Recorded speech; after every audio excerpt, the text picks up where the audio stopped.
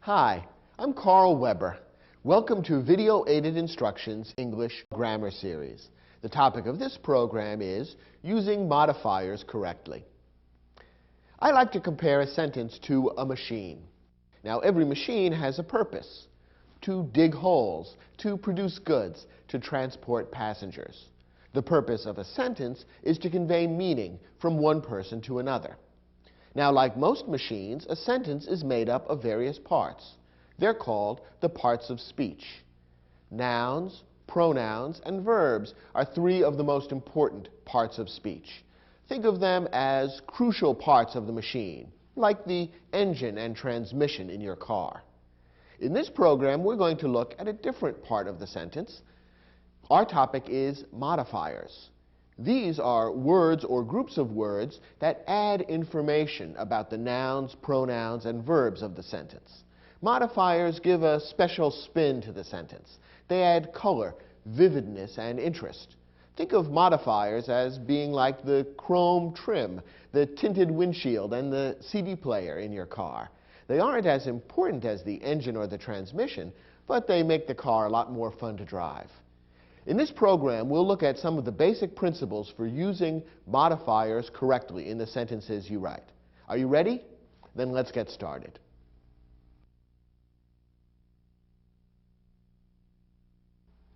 A modifier gives more information about something else in the sentence.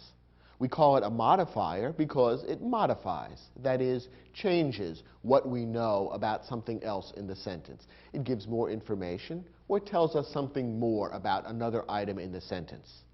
Now, the two most important kinds of modifiers are adjectives and adverbs. And in this lesson, we'll look at some of the basic principles for using adjectives and adverbs correctly. First, an adjective modifies a noun or pronoun.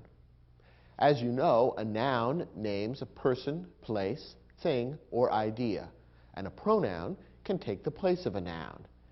An adjective would be a word that modifies or gives more information about a noun or pronoun appearing in the sentence. Take a look at this phrase: a diligent worker. In this phrase, worker is a noun. It names a person. Diligent is an adjective. It gives more information about the noun worker.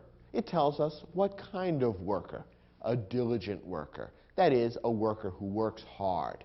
So the word diligent is an adjective because it modifies or gives more information about the noun worker. By contrast, an adverb modifies a verb, an adjective, or another adverb. As you can see, an adverb is also a modifier, just as an adjective is, but an adverb can be used in one of three different ways. It can modify a verb, or an adjective, or another adverb. Let's take a look at some examples. Here's a short sentence: she works diligently. When you analyze a sentence, it's usually best to begin by looking for the verb, the single most important word in the sentence. What's the verb here? The verb is works. What's the subject of the verb works? Who or what is doing the working? The answer is the pronoun she. Now, what about the word diligently? What role does that play in the sentence? Well, diligently is an adverb because it gives more information about or modifies the verb works. It tells us how she works diligently. Since diligently modifies or gives more information about a verb, it's an adverb. Here's another sentence: she is very diligent. Here we have a sentence with a slightly different structure. The verb in this sentence is. The subject is the pronoun she. Now, the difference between the verb is and the verb works is the following. Works is an action verb. An action verb describes something that the subject does. Is a linking verb. A linking verb describes something that the subject is. So in this case, we have a sentence containing a linking verb rather than an action verb. Notice that what follows the linking verb is the adjective diligent. That adjective diligent refers back to, describes, or modifies the subject of the sentence, the pronoun she. It tells us something more about she. She is diligent. And that leaves the word very. What role does very play in this particular sentence?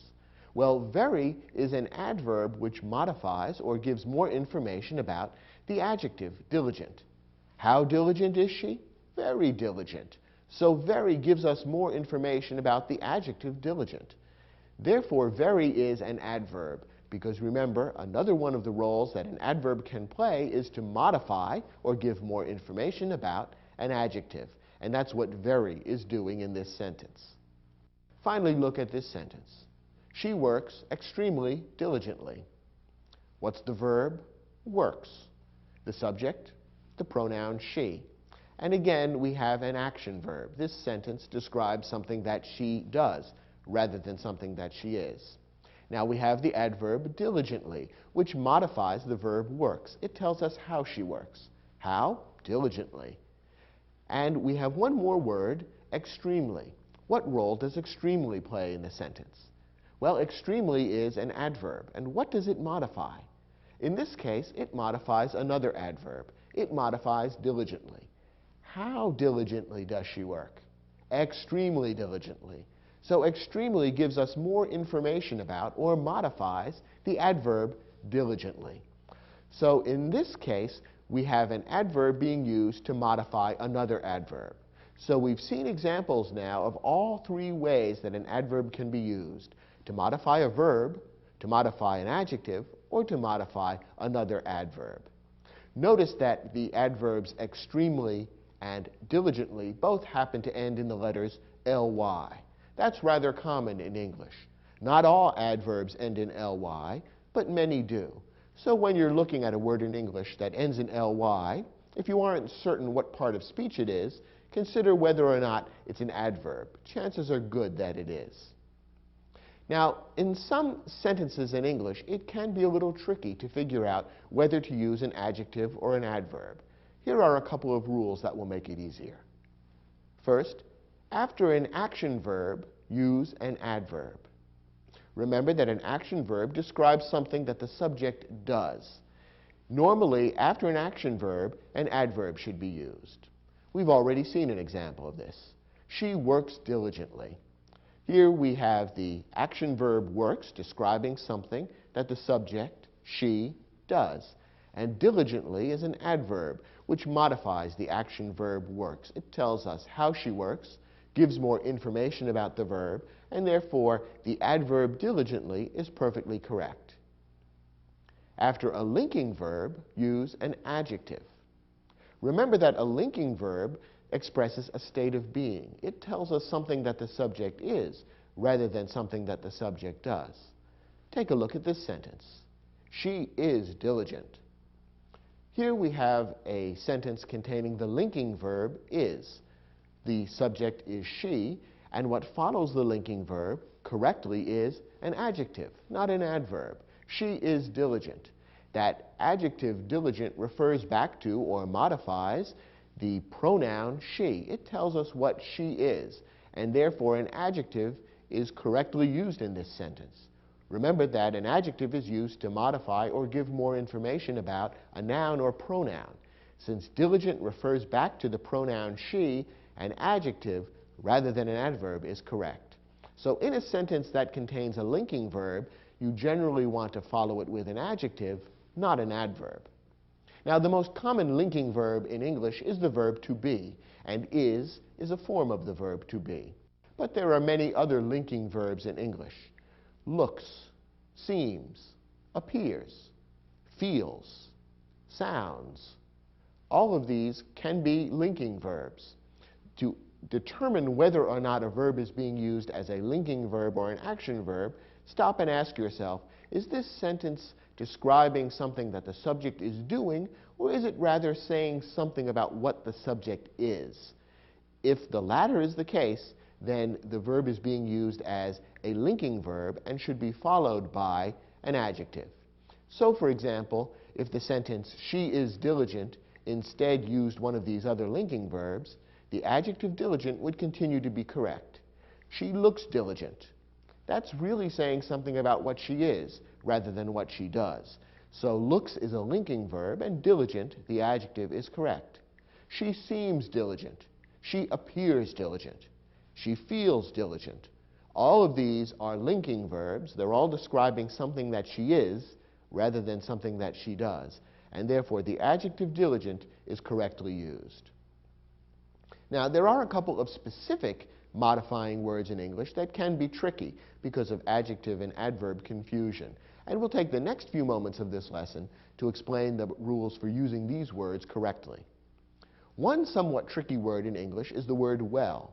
It can be used in a number of different ways.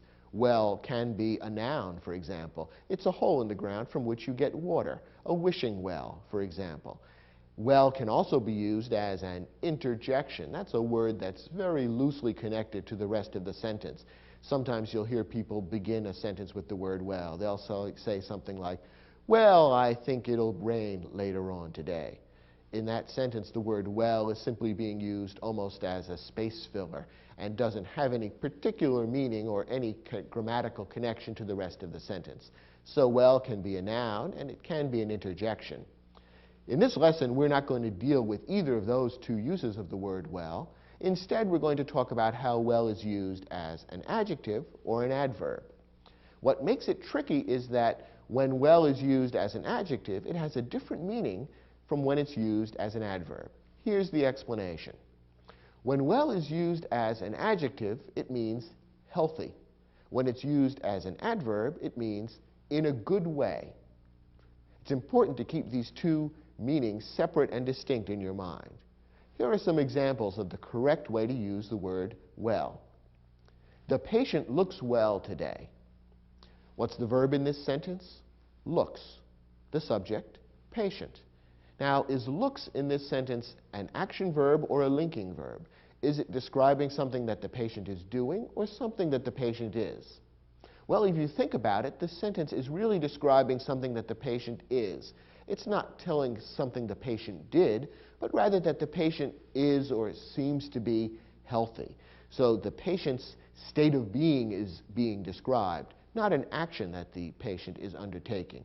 So looks in this sentence is being used as a linking verb. What follows a linking verb should always be an adjective. And remember that the word well, when it's used as an adjective, means healthy.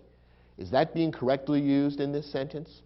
Of course. Since we're talking about a patient, it would be natural to talk about the state of health of the patient.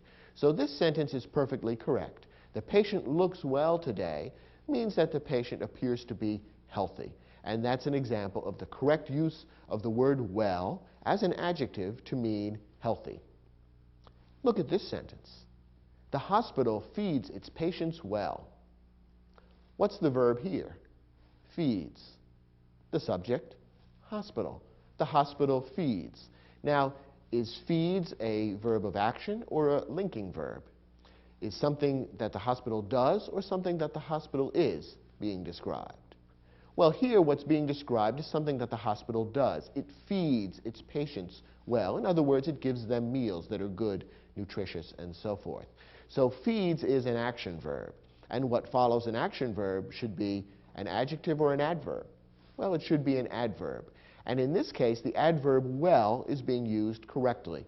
Remember, the adverb well has nothing to do with health. It means in a good way. So what this sentence is saying is the hospital feeds its patients in a good way. And that's a perfectly correct and logical meaning. So the adverb well means in a good way, and it's being used correctly in this sentence.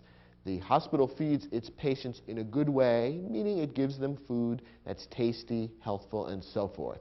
So well is being used to mean in a good way, and it's being used as an adverb.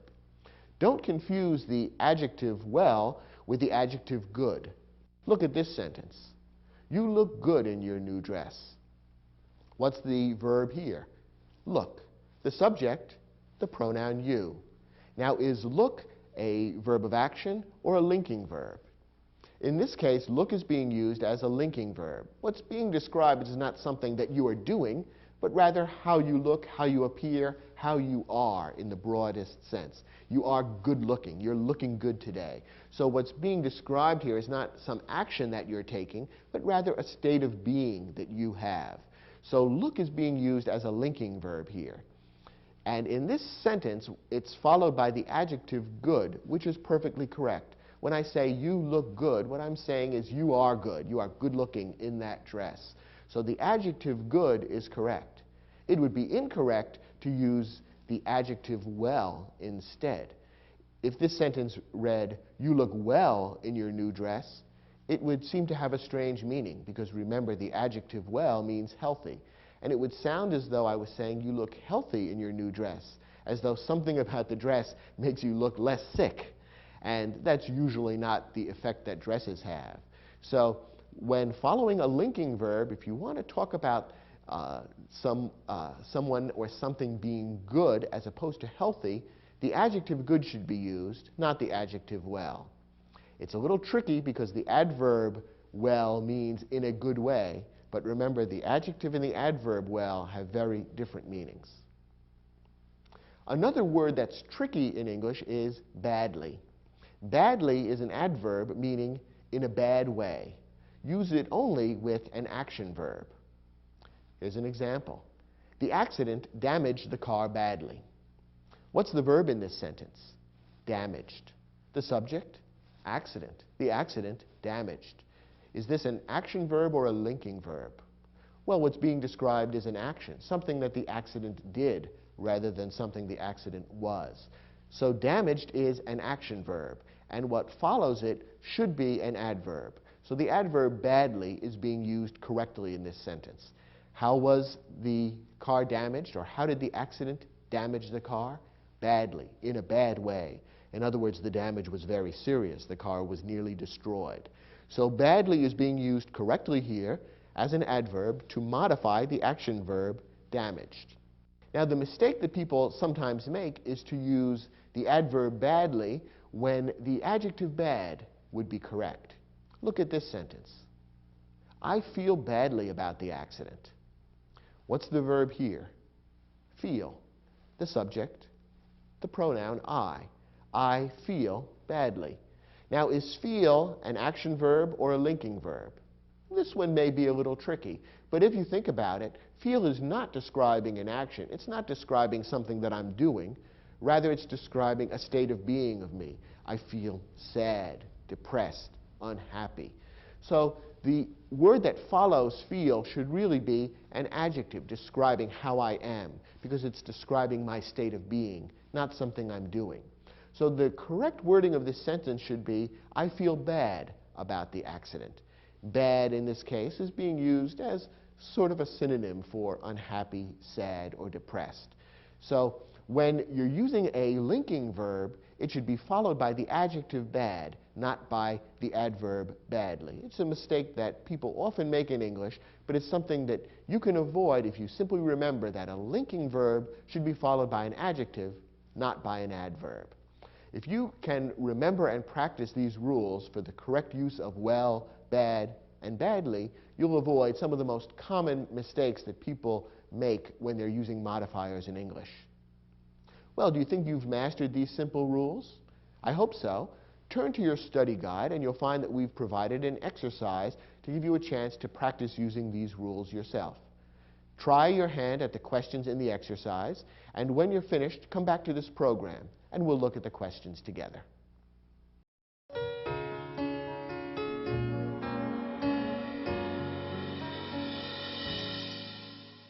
In each of these sentences, a modifying word has been underlined. Your job is to decide whether the modifier is correct, and if it's incorrect, to decide what modifier ought to be used instead. Let's take a look at the first sentence. Glancing at himself in the mirror just moments before the job interview, Enrico felt well about his appearance. And the word well is underlined. You recall that the word well is one of those tricky words. It can be used as either an adjective or an adverb, and its meaning differs depending on which it's being used as. Now, in this particular sentence, how is the word well being used, as an adjective or an adverb? That depends on the verb that it's near. So let's take a close look at that verb. Enrico felt well about his appearance. What's the verb here? The verb is felt. The subject is Enrico. Enrico felt. Now, is felt being used as an action verb or a linking verb? Is it describing something that Enrico is doing, or is it describing something that Enrico is, a state of being of Enrico? There's really no action being described here. Instead, we're being told something about what Enrico is. That is, how he feels, his state of mind, his state of being. So felt is a linking verb in this sentence. And with a linking verb, you would always use an adjective, not an adverb. Therefore, well should be used here as an adjective. And if that's the case, is it the correct word or not? Is it the correct adjective? Remember what well means when it's used as an adjective. It means healthy. So the sentence now appears to be saying Enrico felt healthy about his appearance. Does that make sense? Not really. We know what the author is really trying to say. Enrico felt good about his appearance. If you want to use an adjective with the linking verb and your intention is to convey the meaning good, then you have to use the adjective good rather than the adjective well. Well can only be used as an adjective to mean healthy. So in this case, the modifier well should be changed to good, and that would make the sentence correct. As originally written, it's incorrect. Take a look at the next example. The chef's hands moved quick as she demonstrated the proper technique for dicing onions. Here, the modifier quick is underlined. Now, is quick an adjective or an adverb? If you think about it, you can realize that quick is an adjective. The adverb with a corresponding meaning would have ly on the end. Remember, we've already seen that many adverbs in English have ly at the end. So quick would be an adjective, quickly would be an adverb. Now, is it correct to use an adjective or an adverb in this particular part of the sentence? What is it modifying? Well, it's modifying the verb moved. It's telling how the chef's hands moved. And is moved an action verb or a linking verb? Is it describing an action or a state of being? Well, clearly the verb moved is describing an action.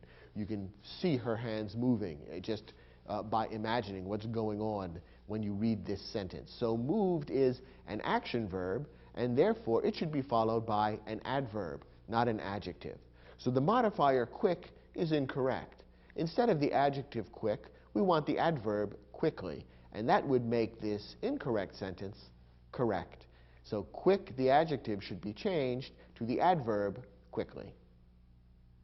Next question. Although Jason seems happy about moving to California, he admits that he will miss his friends in Minnesota.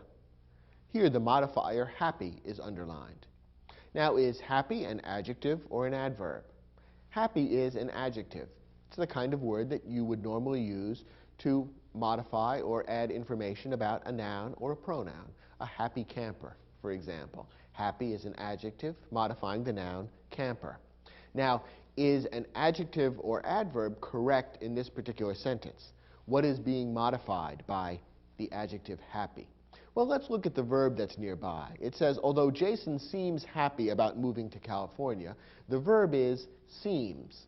Now, is seems an action verb or a linking verb? Is it describing something that the subject Jason is doing, or rather something that the subject Jason is?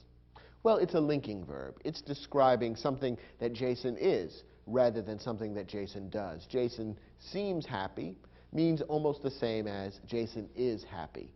Seems is a linking verb, and remember, a linking verb would normally be followed by an adjective, not an adverb. So the adjective happy is correct in this sentence, and therefore the sentence is perfectly correct as written. The sentence contains a linking verb which should be followed by an adjective, and it is. So this sentence is correct. Next example. Because of her extreme nervousness, Soon Lee performed the sonata bad during her audition for the college orchestra. And the modifier bad is underlined. Once again, we have the adjective-adverb question to deal with. First of all, is the underlined modifier bad an adjective or an adverb? Well, as we saw in the lesson, badly would be the adverb form. Remember that in many cases in English, an adverb ends in ly, and you can often turn an adjective into an adverb simply by adding ly at the end. So in this case, the adverb is not being used. Instead, we have the adjective bad being used. Now, is the adjective correct in this particular part of the sentence, or should an adverb be used instead? Let's look at the context, and in particular, let's focus on the verb. It says, Soon Lee performed the sonata bad. What's the verb there? The verb is performed. The subject is Soon Lee. Now, is performed an action verb or a linking verb? Is it describing something that Soon Lee did or something that she was? It's describing something that Soon Lee did. Performing the sonata is an action. So performed is an action verb. And remember that an action verb needs to be followed by an adverb, not an adjective. So this sentence is wrong as written. The adjective bad is incorrect. Instead, the adverb badly should be used, and badly would modify the action verb performed. So to correct the sentence, you would want to make it read, because of her extreme nervousness, Soon Lee performed the sonata badly during her audition for the college orchestra. Next example. The team doctor decided that Mona was well enough to play in Saturday's championship game, and the modifier well is underlined. Remember that well can be used as either an adjective or an adverb, and that its meaning will vary depending on which way it's used. In this sentence, which way is the word well being used? Let's look at the context. We're told that Mona was well enough to play in Saturday's championship game. What's the nearby verb? The verb is was. And is was an action verb or a linking verb? Well, was is a linking verb. In fact, it's a form of the most common linking verb in English, the verb to be. What's being described here is not an action that Mona is taking, but rather a state of being, something that Mona was rather than something that Mona did. So was is a linking verb, and what follows a linking verb should be an adjective, not an adverb. All right then, if well is being used as an adjective, is it the correct word in this context? Remember that as an adjective, the word well means healthy. So the sentence is saying Mona was healthy enough to play in Saturday's championship game. Does that make sense? Of course, because we're being told that the team doctor made this decision.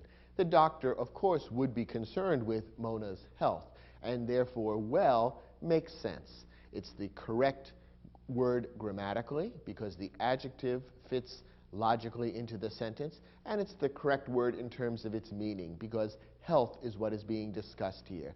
So for this last example, the sentence is perfectly correct as written.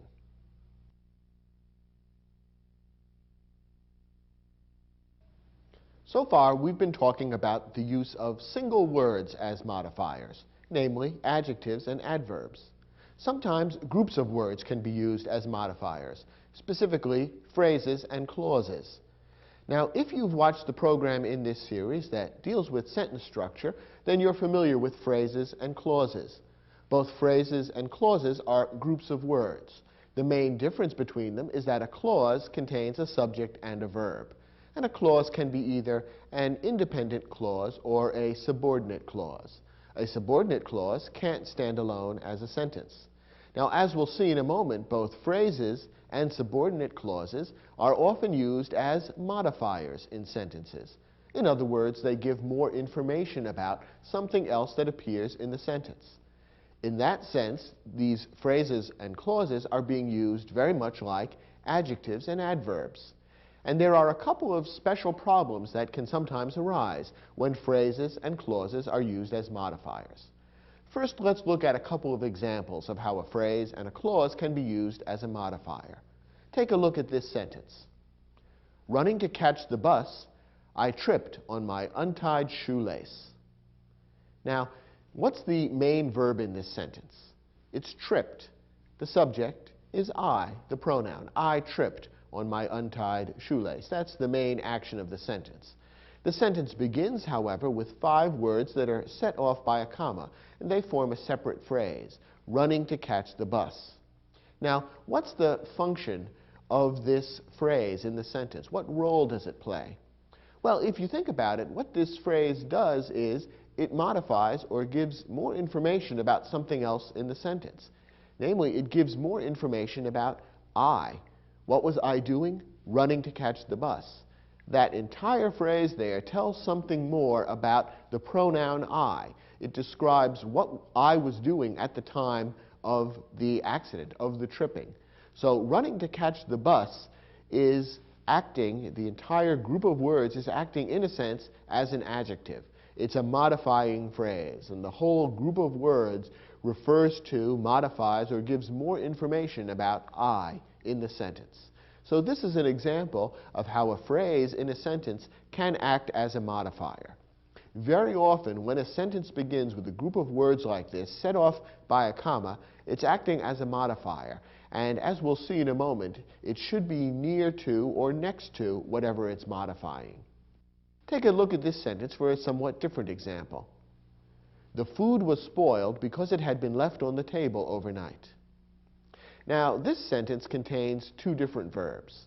First, we have the food was spoiled. This is a clause unto itself because it contains a subject and a verb. The verb is was spoiled, a two-word verb phrase. The subject, food or the food. So the food was spoiled is a clause. It could even stand alone as a sentence. But then we have another clause. Because it had been left on the table overnight is also a clause. It also contains a subject and a verb. The verb is the phrase had been left, and the subject is the pronoun it. Because it had been left on the table overnight is a clause, but it can't stand alone as a sentence. That word at the beginning, because, turns it into a subordinate clause.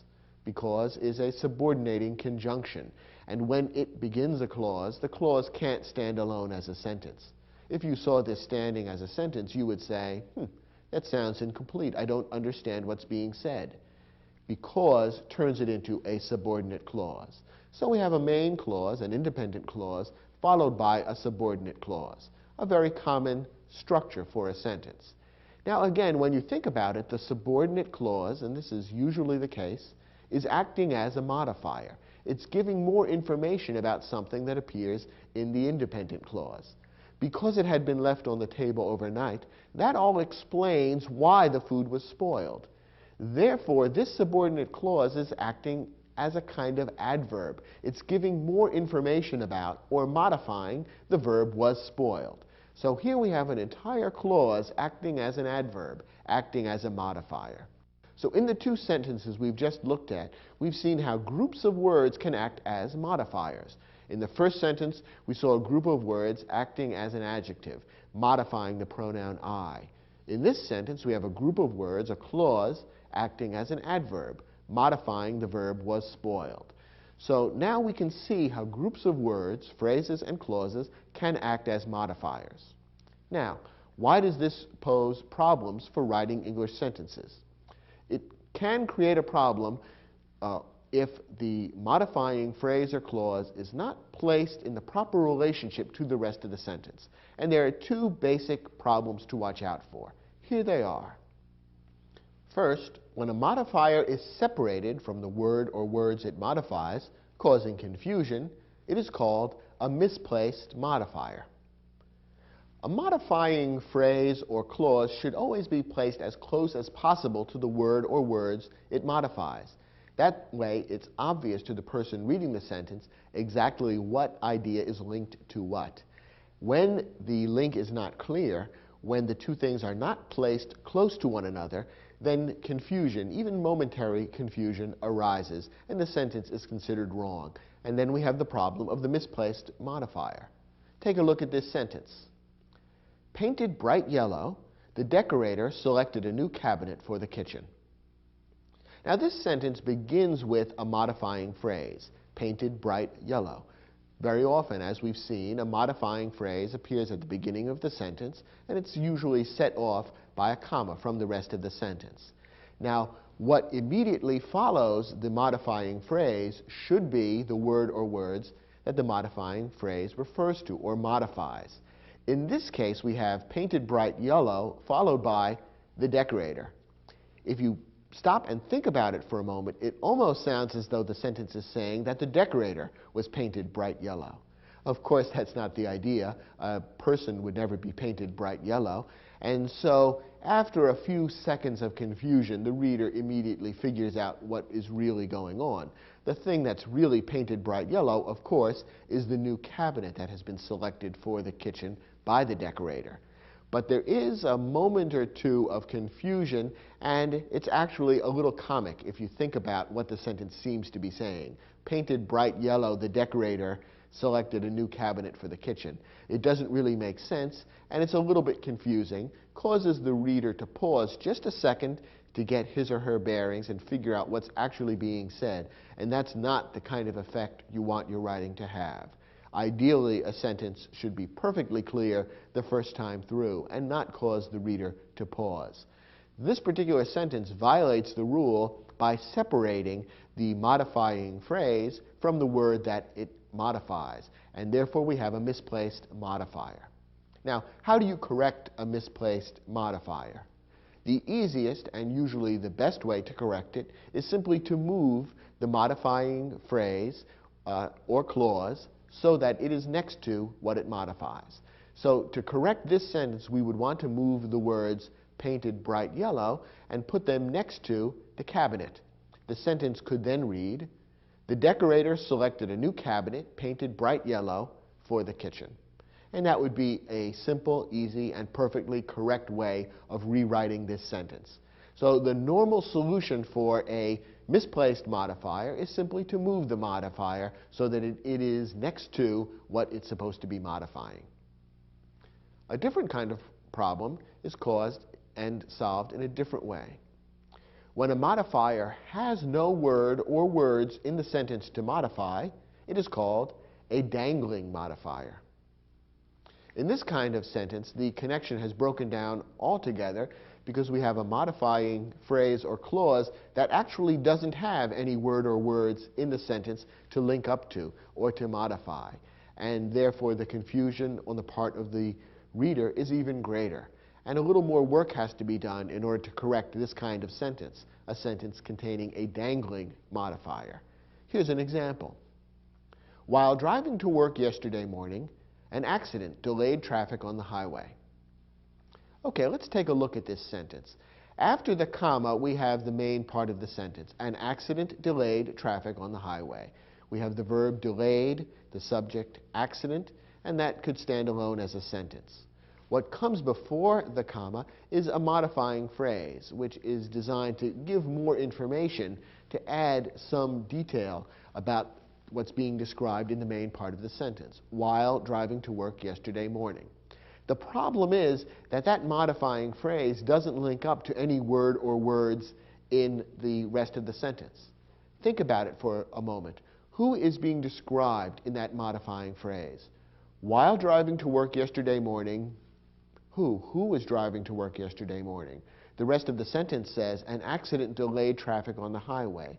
That leaves it totally unclear who was driving to work, who is being discussed here.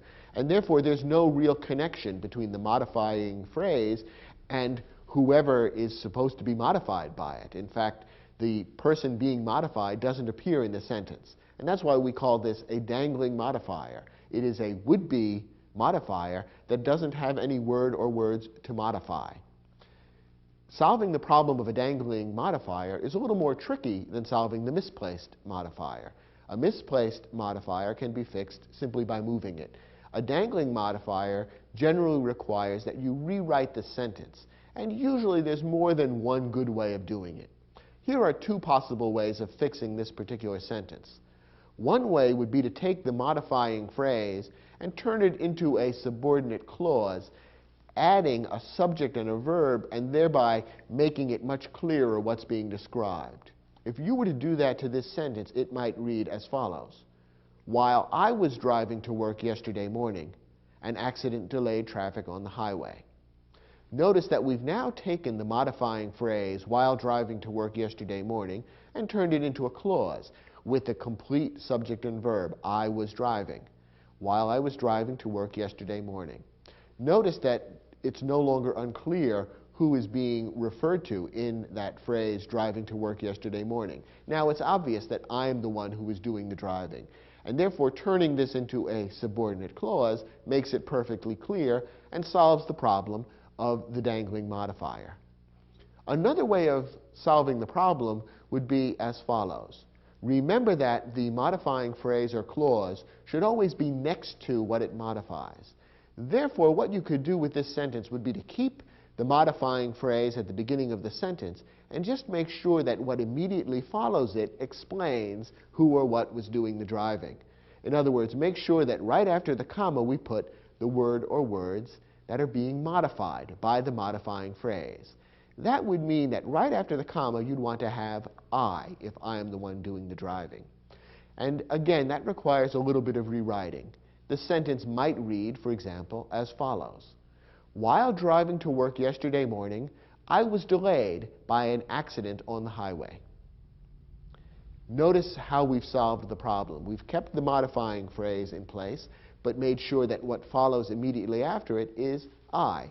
And that makes it clear that I am the one being modified. I was the one who was driving to work yesterday morning. And then, of course, we've had to rewrite the clause a little bit to make it clear exactly what was going on. I was delayed is the way of rewriting that clause so that it contains the same meaning but begins with I. So the problem of the dangling modifier exists when you have a modifying phrase or clause that isn't connected logically to the rest of the sentence. And usually there's more than one way of fixing it. And in this case, you have at least two alternatives, and there probably are other acceptable ways of fixing it. The important thing is to make sure that when you have the rewritten sentence, that you read it through and make certain that any modifying phrases or clauses are right next to the word or words that they're intended to modify. That way the sentence will be logical, clear, and easy to read. Okay, we've provided an exercise in your study guide that will give you a chance to test your ability to recognize and fix sentences that contain misplaced and dangling modifiers. Try your hand at the exercise, and when you're done, come back to the program.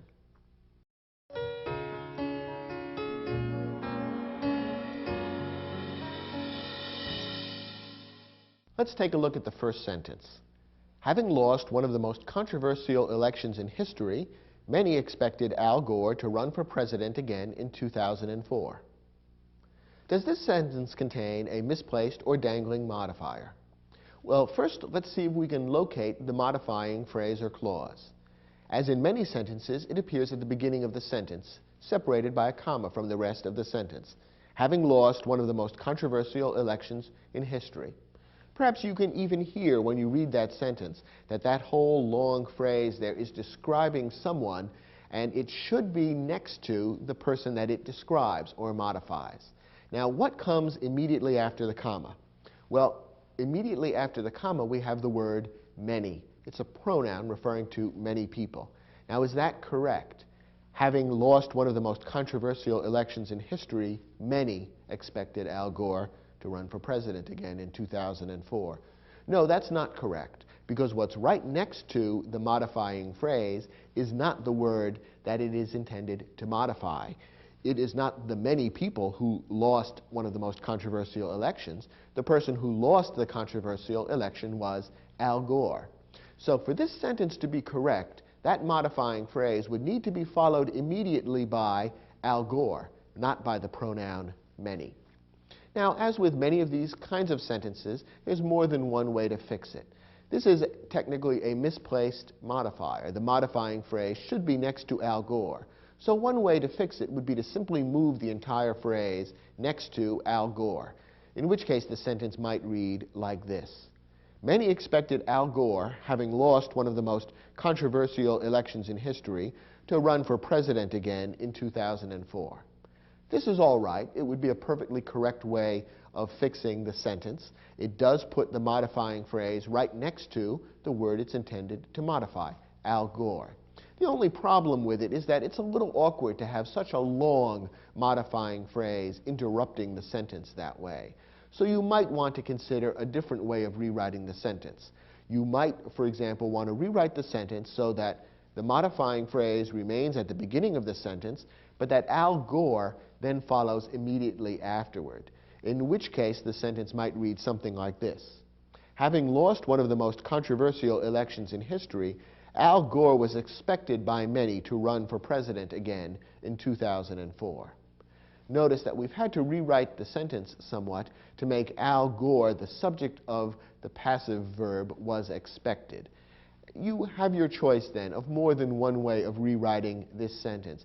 In either case, the problem of the misplaced modifier has been fixed by placing that modifying phrase next to the word or words that it's intended to modify, namely Al Gore.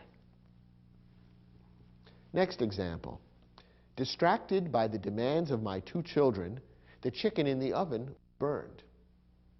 Here we have a dangling modifier.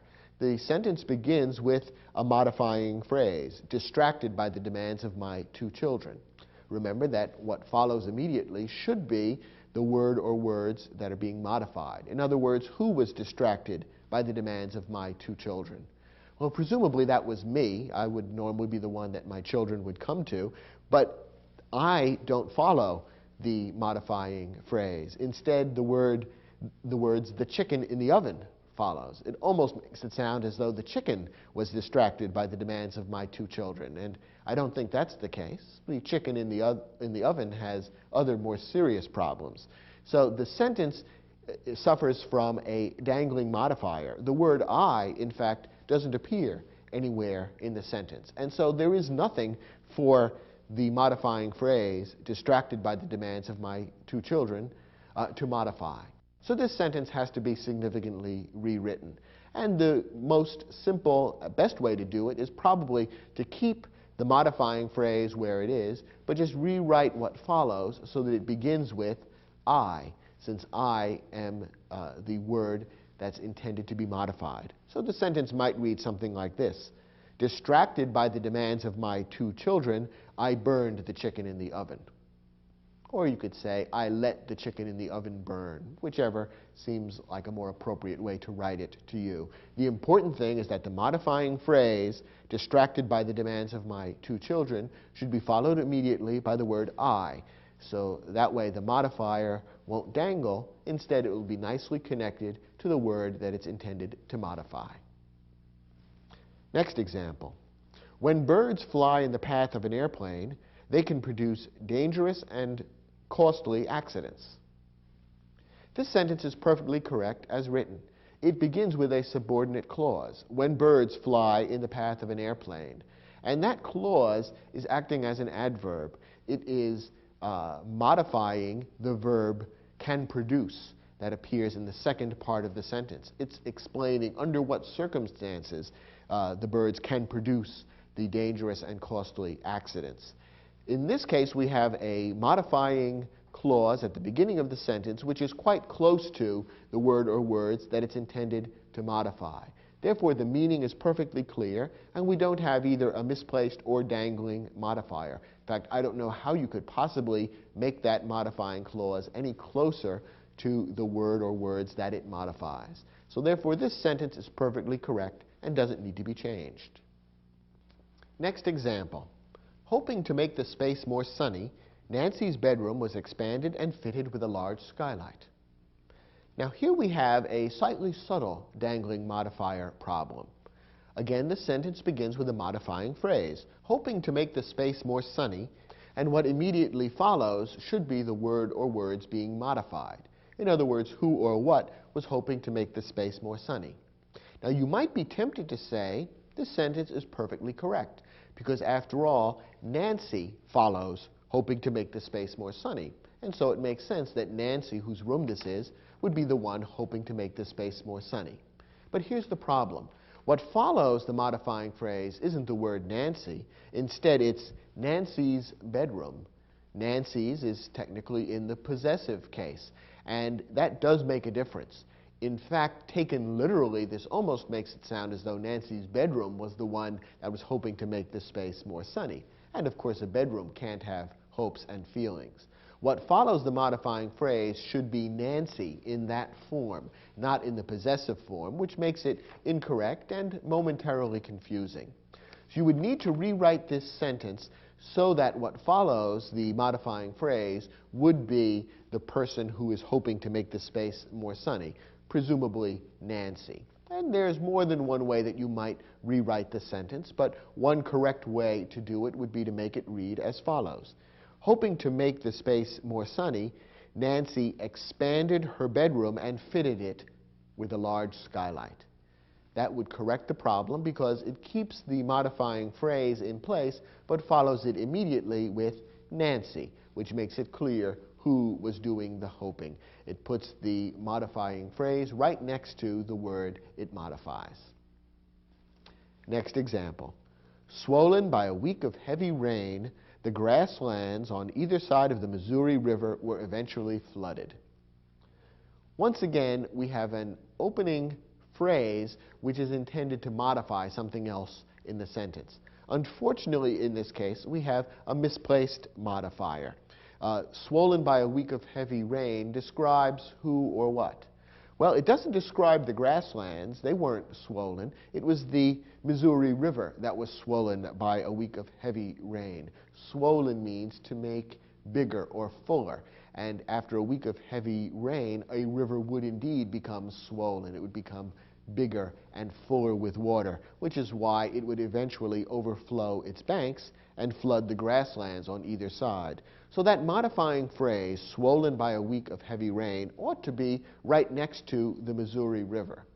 Now, since we have a misplaced modifier in this sentence, we could fix it by moving the entire modifying phrase to follow the words Missouri River. But a less awkward and easier to read sentence would probably be the result if we instead moved the words Missouri River to immediately follow the modifying phrase at the beginning of the sentence. The sentence could read something like this. Swollen by a week of heavy rain, the Missouri River eventually flooded the grasslands on either side.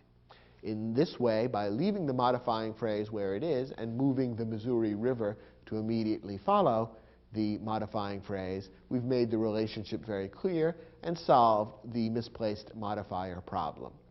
Whenever you use a modifying phrase or clause in a sentence, always make sure that what's next to it is what you intend it to modify. Otherwise, you'll create at least momentary confusion for your reader and sometimes a rather comical effect. So reread the sentences you write and make sure that they're not guilty of misplaced or dangling modifiers.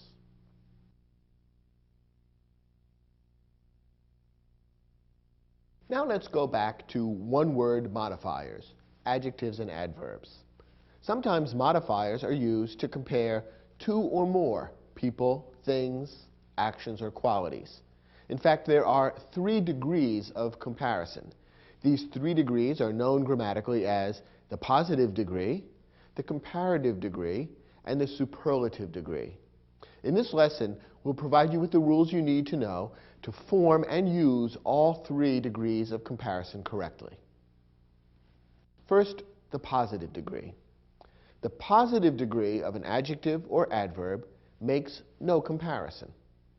You might think of the positive degree of an adjective or adverb as being the normal way the adjective or adverb is used. Here are a couple of examples. A tall building. Here we have a phrase containing the adjective tall, modifying the noun building, and there's no comparison involved. So this is the positive degree of the adjective tall. A colorful landscape. Here we have the noun landscape modified by the adjective colorful. Again, there's no comparison involved, so this is the positive degree of the adjective colorful. She runs fast. In this short sentence, the verb runs is modified by the adverb fast. Again, there's no comparison, so this is the positive degree of the adverb fast. Notice, by the way, that this is one of the adverbs in English that doesn't happen to end in ly, so don't assume that every adverb ends that way. Finally, this example. She sings beautifully. In this short sentence, the verb sings is modified by the adverb beautifully. No comparison is involved, so this is simply the positive degree of the adverb beautifully. Next, the comparative degree. The comparative degree of an adjective or adverb compares 2 people, things, actions, or qualities. It's formed in one of two ways. It can be formed by adding the letters ER onto a one-syllable adjective or adverb. Or it can be formed by adding the word more in front of an adjective or adverb that is 3 syllables long or longer. Let's take a look at some examples. A taller building than this one. Now in this phrase, we're comparing two buildings, this one and another one, and we're using, therefore, the comparative form of the adjective tall. The adjective tall is a one-syllable word, and therefore we form the comparative form of the adjective by adding ER at the end.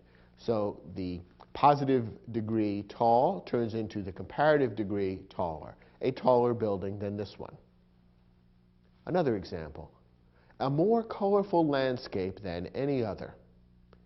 Now, in this phrase, again, we are creating the comparative degree of the adjective.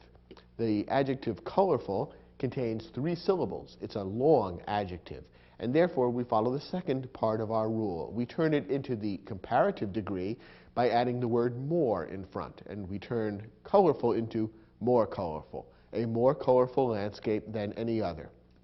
Now, you may want to stop me and say, wait a moment, I thought you said the comparative degree was used when comparing two people, things, actions, or qualities. In this phrase, aren't we comparing more than two? A more colorful landscape than any other seems to refer to all the landscapes in the world. In a sense, you're right. The meaning of this phrase does refer to all the landscapes in the world, but grammatically, only two things are actually being compared in this phrase: this landscape and any other in the world. In other words, in effect, what we're doing in a logical and grammatical sense in this phrase is comparing this landscape one by one with each individual other landscape in the world. And therefore, grammatically, we consider this as comparing two and only two items, this landscape versus any other. So even though you're right, in a broader sense, we are talking about all the landscapes in the world, grammatically and logically, we're comparing them one at a time, and therefore this particular phrase would use the comparative degree of the adjective, which is used for comparing two things. And that's why more colorful is correct. Here's another example, this one using an adverb. She runs faster than I do. Here we've taken the one-syllable adverb fast and made it into the comparative degree by adding ER at the end, because two people are being compared, she and I. She runs faster would be the correct use of the comparative form of the adverb. And one more example. She sings more beautifully than her sister. Here again we have a comparison of two people, she and her sister. And we've taken the positive degree of the adverb beautifully and turned it into the comparative degree by adding more in front.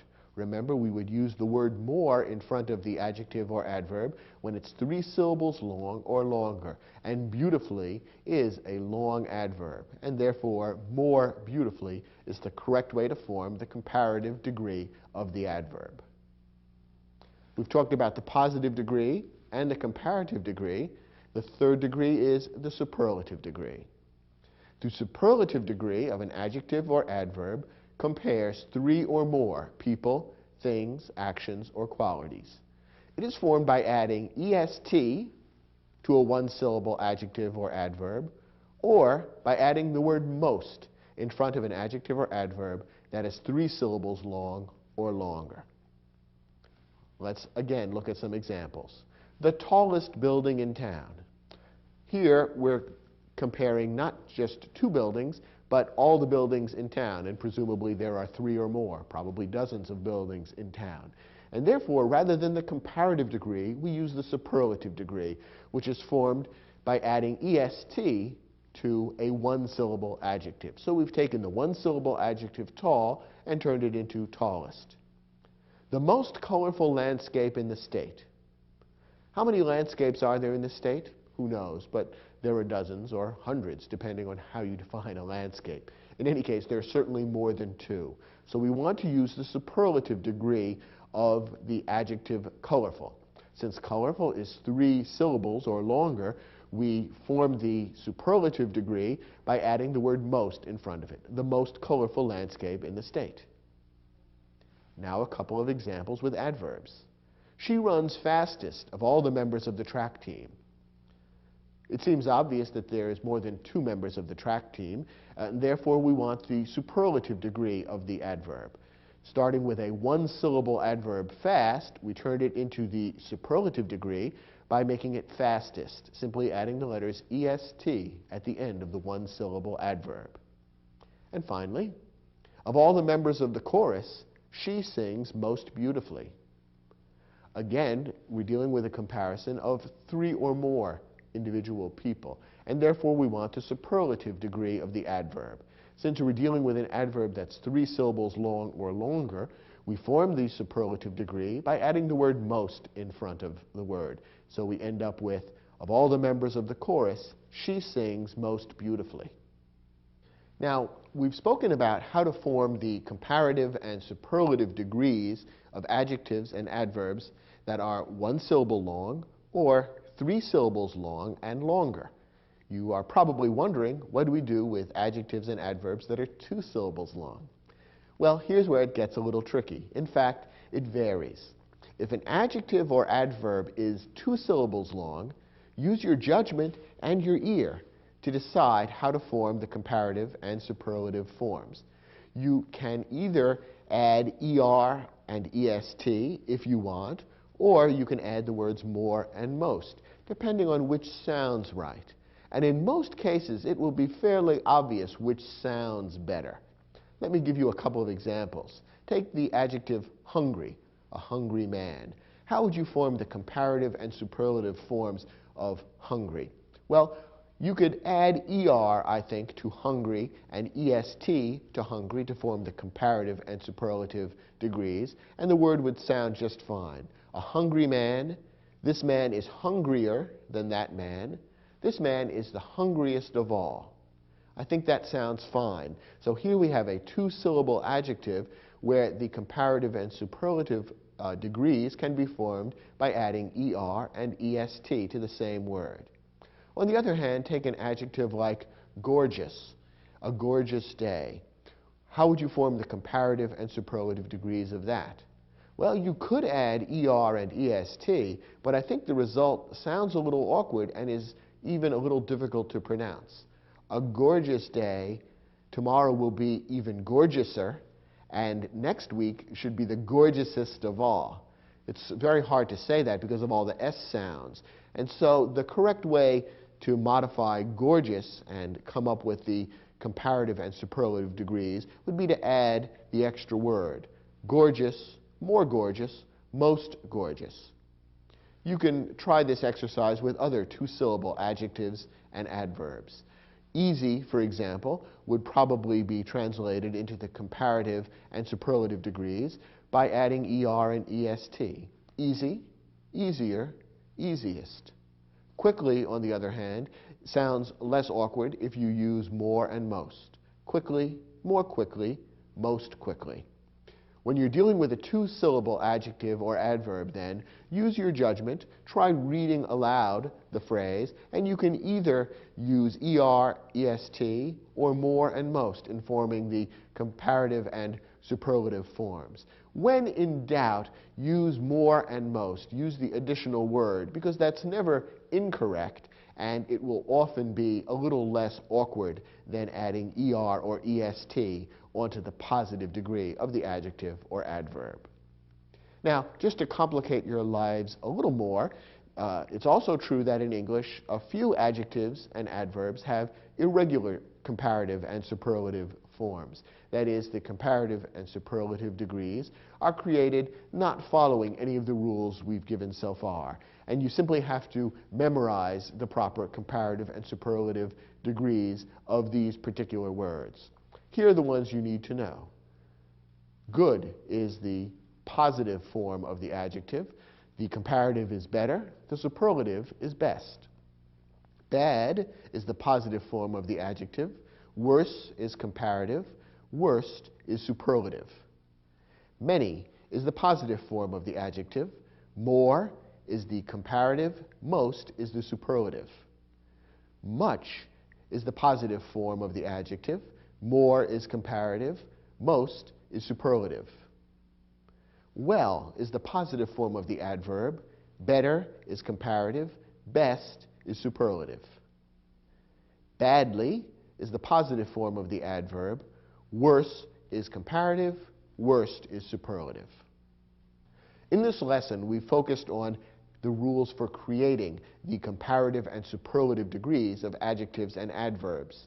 Using these forms correctly can also be tricky in its own right, and we'll focus on some of the problems that arise in the next lesson. But first, turn to your study guide and try your hand at the exercise we provided to test the rules you've just learned. When you've finished, come back to this program, and we'll look at the exercise together.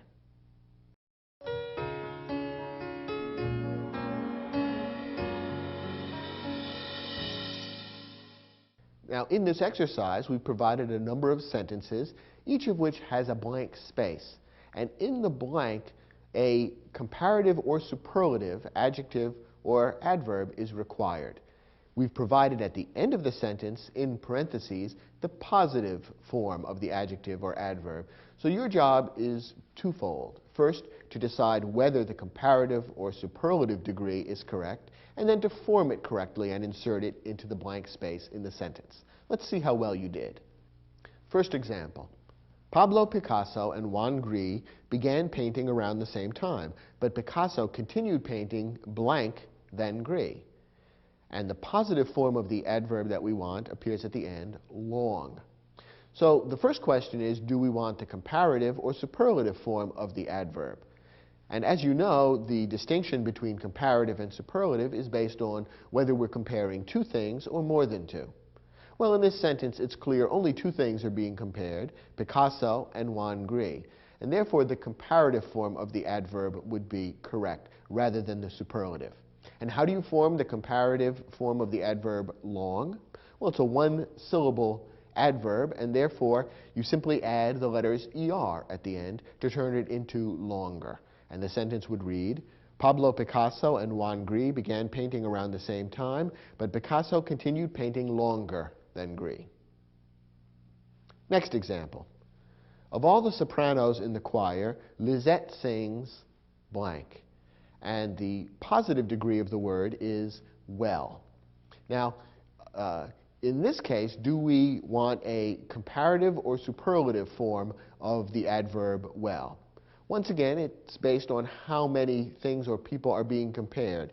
And in this case, it seems clear that more than two people are being compared. The sentence reads, of all the sopranos in the choir. And in a normal choir, you would certainly have more than two sopranos. If there were only two, the sentence would probably read differently. It might say something like, of the two sopranos in the choir, or compared to the other soprano in the choir, something that would make it clear there's only two people involved. So the sentence certainly makes it sound as though there are three or more sopranos involved. So therefore, we want the superlative degree of the adverb well. And as you know, the adverb well is one of the irregular adverbs. It forms its comparative and superlative degrees irregularly rather than according to the usual rules. And the three forms of the adverb well are well, better, best. The superlative form is best, and the sentence should read, of all the sopranos in the choir, Lisette sings best. Next question. Although Nadia and Katya are both expert programmers, Katya is considered blank than her colleague. And the adjective that we want is talented. Okay, how many people are being compared here? Just two, Nadia and Katya. So we want the comparative form of the adjective. Now, how do we form the comparative form of the adjective talented? Here we're dealing with a three-syllable word, talented. You can hear that there are three separate sounds in that adjective. So to form the comparative degree, rather than adding ER at the end, we'll add the word more in front of the adjective. So the sentence correctly should read, although Nadia and Katya are both expert programmers, Katya is considered more talented than her colleague. Next sentence. The island of St. Martin boasts 36 beaches, and many visitors say that Orient Beach is the blank of them all. And the positive degree of the adjective is alluring. First, how many things are we comparing? Well, obviously more than two. In fact, the sentence tells us there are 36 beaches involved. So rather than the comparative degree, we want the superlative degree. Now, the adjective alluring contains how many syllables? 3, alluring.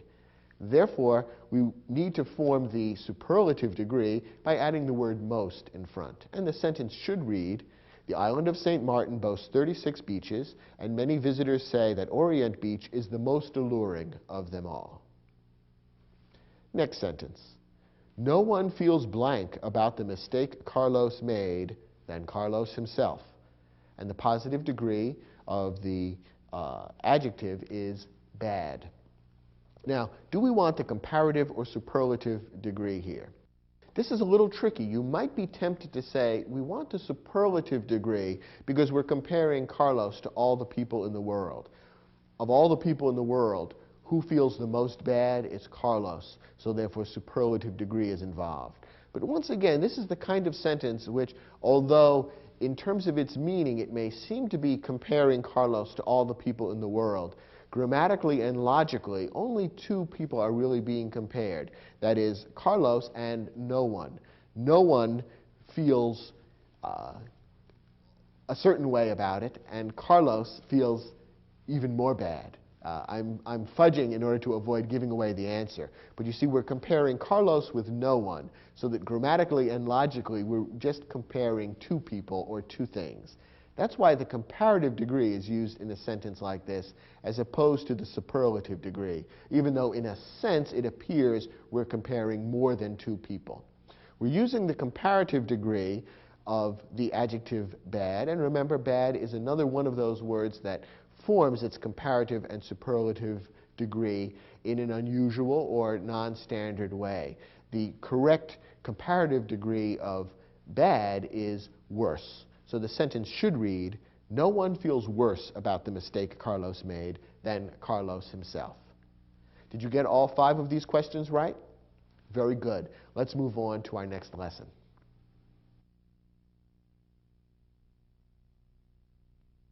Now, there are certain mistakes that people often make when using comparisons in sentences. In this lesson, we'll look at the 3 most common such mistakes and learn how to avoid them. First, avoid making a double comparison. A double comparison, what does that mean? Well, look at this example and then we'll discuss it. After dinner, the orchestra began playing a series of more livelier melodies. Maybe you can hear that something has gone a little wrong with the comparison here. What exactly went wrong? Well, remember that there are 2 different ways of forming the comparative and superlative degrees. You can either add ER or EST at the end of the word, or put more and most at the beginning of the word. And generally, you choose between these 2 methods based on the length of the word. If the word is short, you would add ER or EST. If the word is long, you would use more and most. And with 2-syllable words, you could go either way depending on how the word sounds to you. Well, occasionally people get a little confused and end up using both methods. That is, they use ER and EST at the end of the word and also stick more and most in front of the word. And that's what the author of this sentence has done. Rather than choosing between the 2 methods for creating the comparative degree of the adjective lively, the author has simply chosen to use both methods, and that has created what we call a double comparison. After dinner, the orchestra began playing a series of more livelier melodies. Now, what would be the correct way to write this sentence? Really, the author has 2 choices. Remember that when you have a 2-syllable adjective, lively, you have a choice of whether to use ER at the end of the word or more at the beginning of the word, depending on which sounds better to you. So the author could have written the sentence in either of 2 ways. The author could write, after dinner, the orchestra began playing a series of more lively melodies. Or the author could write, after dinner, the orchestra began playing a series of livelier melodies. Either one is really correct. It's just a matter of personal preference. The only thing that's wrong is to use both methods and create a double comparison. Here's the second common type of mistake. Some adjectives are absolute and cannot be compared. This means that there are certain qualities that are considered to either exist or not exist, and therefore it's not considered appropriate or logical to deal with comparative or superlative degrees. Either you are or you aren't, and you can't be more or less. For example, some of the adjectives that are considered absolute are first, last, equal, and unique. Perhaps you can see why these would be considered absolute qualities, which can't really be compared. For example, first. If you are first in line, you're first in line. No one else could be more first than you, or the most first. Either you're first or you're not. Perhaps the adjective where we see this mistake most often made is the word unique. Literally, the word unique means one of a kind. If something or someone is unique, that means there's no one else, nothing else like them in the world. They are simply different from everything or anybody else. And any one thing that is unique would be just as unique as anything else. In a sense, of course, all people are unique, but you can't really compare different degrees of uniqueness. If there's only one in the world, then there's only one in the world, and something else can't be more unique or less unique than that. Either something is unique or it isn't. If it isn't unique, that means there's another match to it. If it is unique, it's one of a kind, and it's an absolute quality. Nonetheless, people often mistakenly use the comparative or superlative form of the adjective unique, thinking, I think, that the word unique really means something like unusual. So you might often see a sentence like this one. The architectural designs of Frank Gehry are the most unique in the world today. This is really wrong because it is creating the superlative degree of the adjective unique, which should be considered absolute and therefore not comparable. You could make this sentence correct by changing the word unique to a word like unusual or distinctive. So the sentence would be correct if it read, the architectural designs of Frank Gehry are the most unusual in the world today. You can see that this makes sense because there could be degrees of something being unusual. You could have one architect whose work is unusual, someone else who's even more unusual, and another person who's even more unusual than that. So unusual is different from unique, and it can be compared.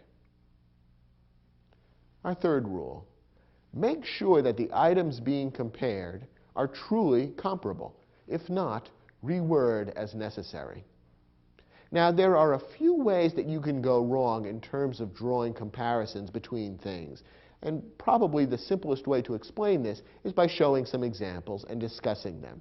You'll probably recognize some of these mistakes because they're very common. We all make them in our writing. And whenever you make a comparison, you need to think carefully about what you're comparing and how in order to avoid these mistakes. Here's our first example. The tropical fish found in the Caribbean are less colorful and varied than the South Pacific. All right, the person who's writing this sentence is trying to compare two things, namely the tropical fish in the Caribbean and the tropical fish in the South Pacific. But notice the way the sentence is actually worded seems to be comparing things that can't directly be compared, because he's left out certain words. If you look closely at what the sentence actually says, it appears to be comparing the tropical fish found in the Caribbean with the South Pacific. The South Pacific, of course, being an ocean. So rather than comparing one group of fish with another group of fish, the author of this sentence, if you take it literally, seems to be comparing a group of fish with an ocean, two things that are not the same at all. Now, of course, we can figure out what the author means, so we don't literally become very confused by this. But again, there's that momentary hesitation. We have a vague feeling something's wrong here. The author's not saying exactly what he's really trying to say, and it is considered incorrect. So the author of this sentence would want to rewrite it in one of a couple of ways. One way would simply be to add in the words to make it clear what's being compared. So, for example, the sentence would be correct if it read, the tropical fish found in the Caribbean are less colorful and varied than the fish found in the South Pacific. Now, it's clear that he's comparing two groups of fish. If you don't want to repeat the word fish, you can use a pronoun instead. And the sentence could then read, "The tropical fish found in the Caribbean are less colorful and varied than those in the South Pacific." Now the pronoun those has been used so that the word fish doesn't have to be repeated. And that would also be a perfectly correct way of correcting the error. The problem with the original sentence is that it seems to compare fish with ocean, and that, of course, doesn't logically make sense. And it's one of the types of errors of comparability that you need to watch out for. Here's another subtle problem that perhaps creeps into your own writing. Our new customer service center will make your next visit to the store the easiest of all your past shopping experiences. Did you catch the error there, or do you have a vague sense as to what might be wrong? What are the things that are being compared in this sentence? Well, the person who wrote this sentence is trying to compare your next visit to the store with all your past shopping experiences. Well, that's fine, but notice that the way it's written, it makes it sound as though your next visit to the store is one of your past shopping experiences, because the sentence says your next visit to the store will be the easiest of all your past shopping experiences. The way the sentence is worded, it makes it sound as though your next visit is part of the group of your past shopping experiences. And of course, that doesn't make sense. Your next visit can't also be a past experience. I think what the author is doing here is jumbling up a couple of different ideas, and that's why he has ended up writing a sentence that isn't really very logical. Here's a good way to correct this sentence. Our new customer service center will make your next visit to the store easier than all your past shopping experiences. By rewriting the sentence this way, the author is now making a clear comparison between your next visit and all your past shopping experiences. Rather than making the next visit sound like one of the past visits, he's simply saying the next visit will be easier than all those past ones. That, I think, is what the author was really trying to say, and just became a little confused in setting up the comparison. It's another example of the way it's easy to get a little tricked up when trying to make a logical comparison. Reread your comparisons and make sure that you've successfully compared the things you're trying to compare. One last example. Many historians consider Lincoln greater than any American president. Here we have another problem relating an individual to a group. What is the author of this sentence trying to compare? He's trying to compare Abraham Lincoln with all the other American presidents. But you notice what I just said, comparing Lincoln with all the other American presidents. After all, Lincoln, we know, was an American president. When we read this sentence, it actually sounds as though Lincoln was not an American president. Many historians consider Lincoln greater than any American president. Think about the group that's implied there. Any American president, that group would include Abraham Lincoln. If we take literally what the sentence says as it's now written, it sounds as though it's saying that historians consider Lincoln greater than all the presidents, including Lincoln. In other words, Lincoln is greater than himself.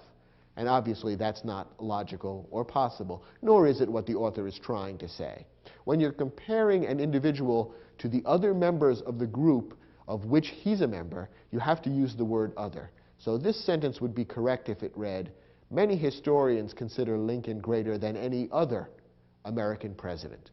For the sake of logic, you need to use that word other when you're comparing a member of a group to all the other members of the group. As you can see, there's some subtle ways to get tripped up when you're trying to create a comparison. So read your sentences that contain comparisons carefully and make sure you haven't committed any of these basic errors.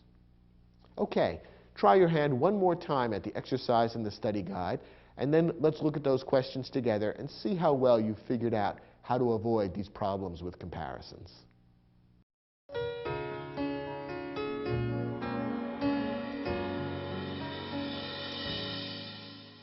Now, in these sentences, there's a comparison in each one, and only one is completely correct.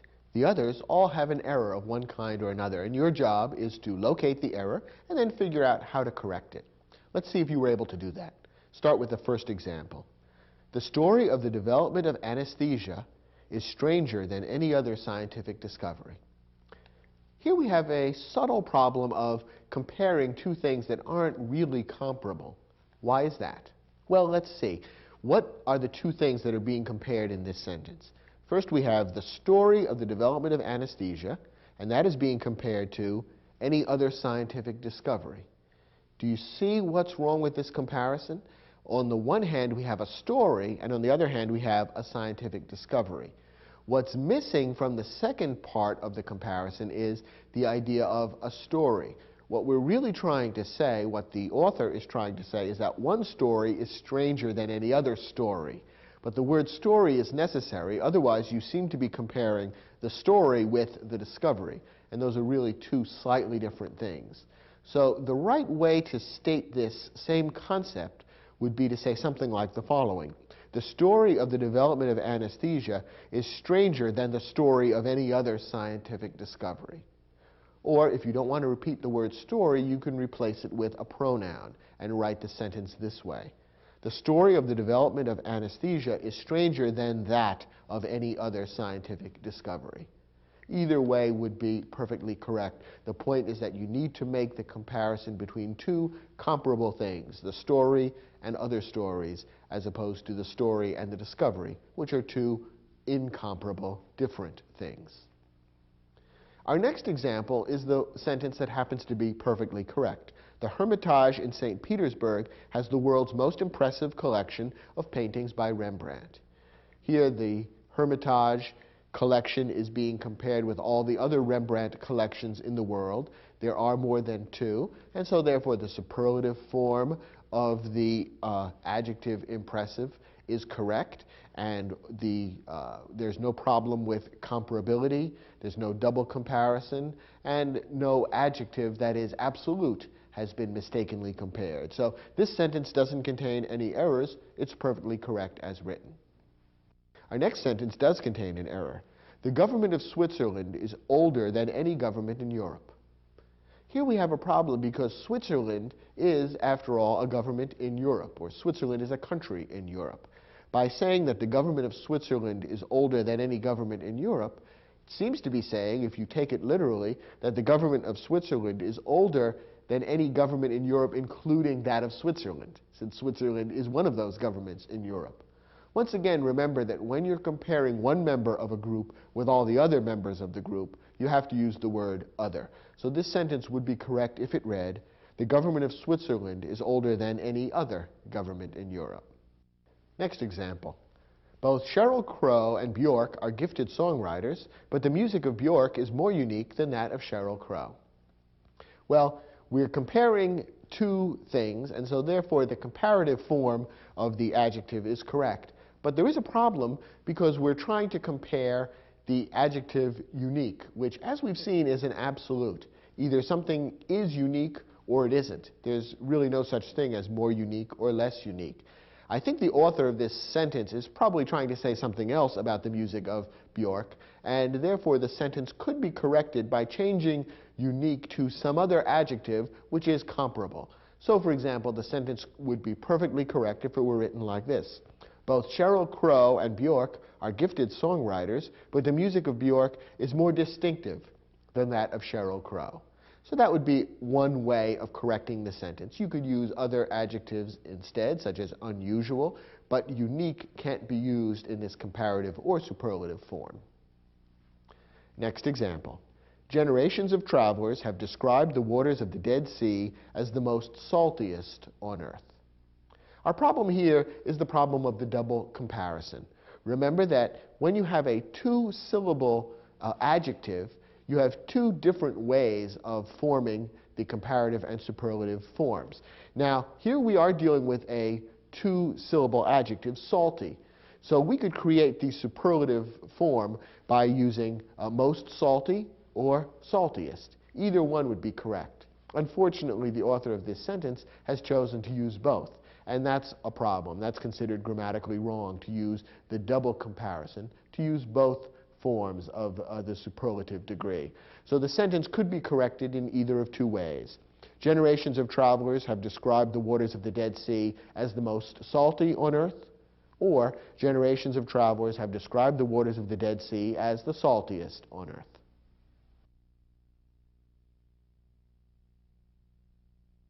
This concludes our program on how to use modifiers correctly.